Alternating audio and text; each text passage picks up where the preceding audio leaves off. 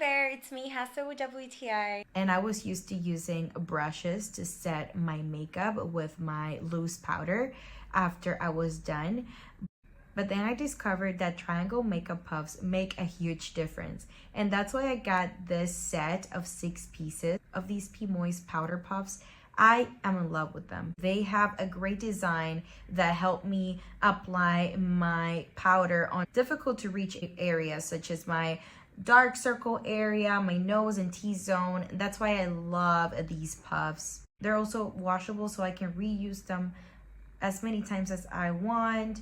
And I love how flawless my makeup looks after I use this face puff to set my makeup. And I'm never going back to using brushes.